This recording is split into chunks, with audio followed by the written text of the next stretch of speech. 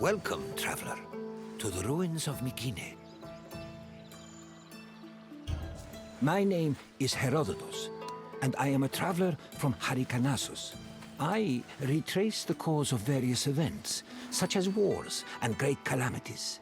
I describe what I see and record what I'm told, all with the aim of providing a better understanding of why these things occur. Look for me to introduce you to many sights. It is humbling to stand in the remnants of such a great civilization. Looking at these ruins, I am reminded that the past is never as far behind us as we think. These are the ruins of Mykine, center of the old Mykinian civilization. It was home to great warriors and heroes. In many ways, places like Athens and Sparta stand on the shoulders of its accomplishments.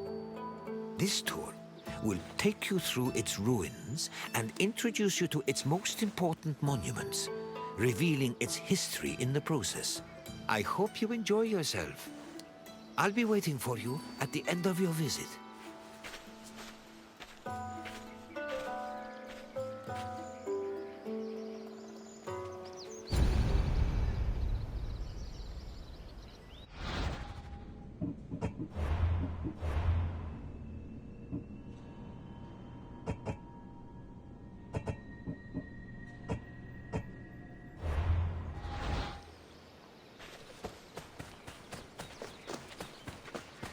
The Mycenaean civilization flourished in the Late Bronze Age between 1600 and 1200 BCE.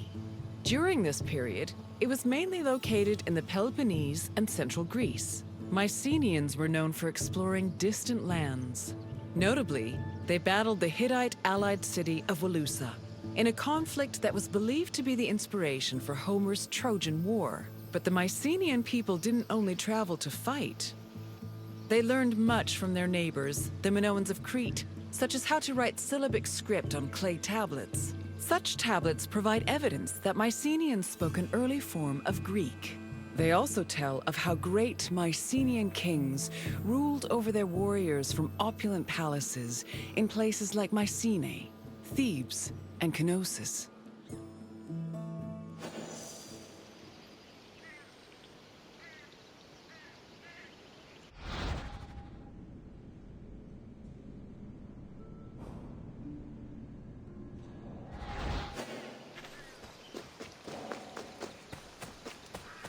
The entrance to Agamemnon's citadel, or the Lion Gate, is one of the most iconic monuments in Mycenae. It is impressive for both its height and for the intimidating rendering on its relief, which depicts two lions standing on either side of a column.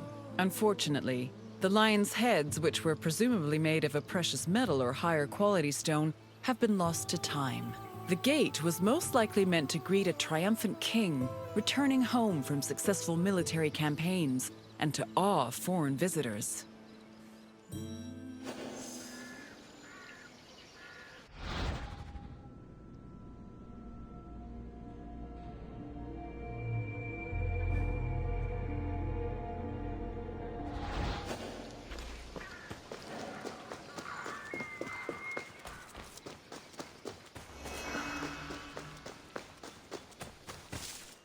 When these shafts were discovered by archaeologist Heinrich Schliemann in 1876, he believed the 6 gold-filled graves to be connected with the family of the great king Agamemnon, even going so far as to proclaim a gold mask he found within to be the death mask of Agamemnon.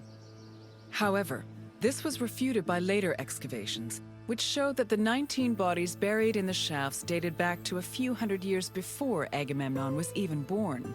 In fact, at the time of the body's burial, the Lion Gate and the citadel walls had not even been built yet.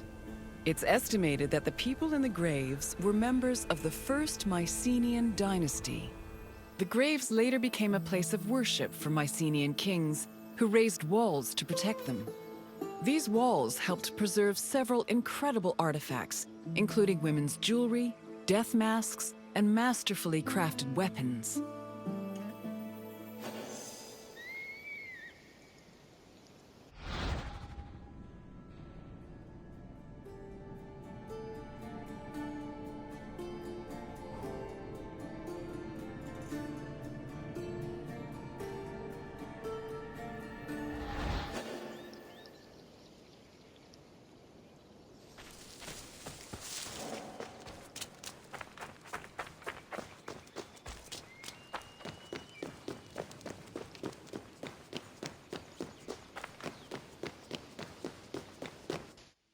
By 1250 BCE, Mycenae was at the height of its power, and its living quarters and workshops were numerous. Houses were built everywhere, from the top of the palace's hill near the king's residence, to the slopes and terraces within the walls, to the nearby hills outside the citadel. At one point, the citadel's walls even had to be enlarged to make room for more quarters. The people who lived inside the citadel were those with high status in either the military, religious, or administrative sectors of the kingdom. This is reflected by the ceramic and metal vessels inside the houses, as well as their painted plastered walls.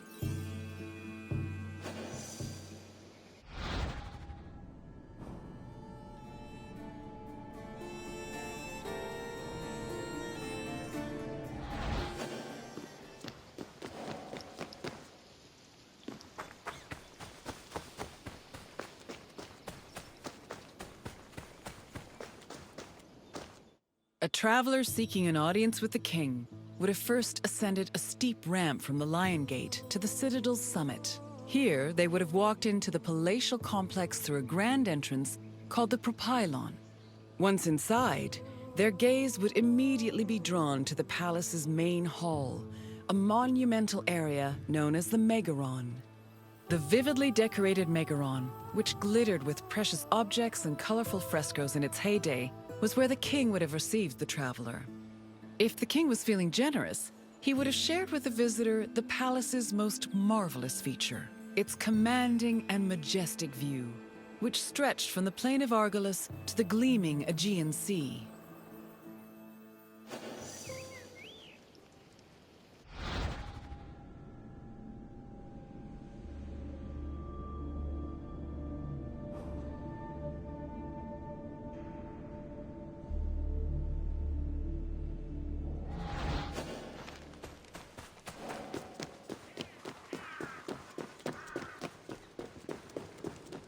It was in this palace where a legendary Mycenaean king like Agamemnon would have held court. According to Homer and other poets, Agamemnon led the Greeks in the sack of Troy.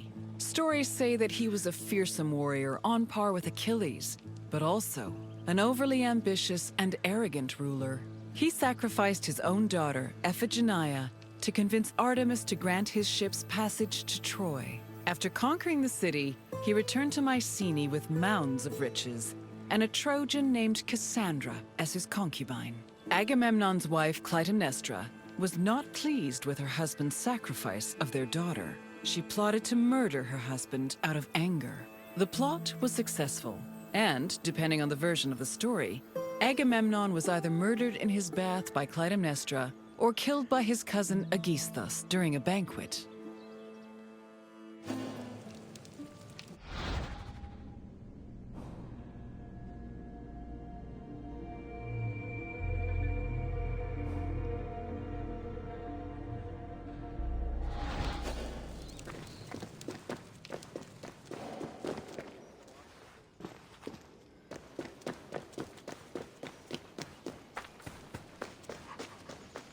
You've completed the tour. I trust it was an eye-opening experience. Though it did not last, Mycenae was a sort of precursor to what would eventually become the Greek civilization we know today. It's important we remember them, if only to avoid repeating their mistakes. Now, what else would you like to do? Then let's begin. First, I have quite a simple question. Which ancient city may have been the inspiration for Homer's depiction of Troy? Knossos was the supposed site of the legendary Minotaur, but it did not inspire Troy, although I am certain the Trojans wished they had a Minotaur on their side during the war. Either way, try again. No, the Meginians who were at war with Troy in the first place. Yes, the Mycenaeans' conflict with the city of Wilusa allegedly inspired Homer's Trojan War. Now for the second question. Agamemnon sacrificed his daughter Iphigenia to convince which god to allow him to proceed to Troy?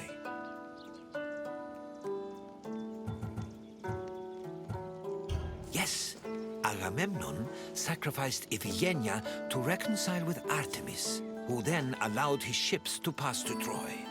Now, one last question. What was the name of Agamemnon's Trojan concubine?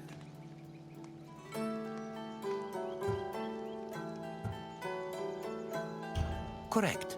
Following the sack of Troy, Agamemnon sailed home with the Trojan prophetess named Cassandra. You've studied the ruins well, traveler. Then, I suppose this is farewell. At least for now. Safe travels.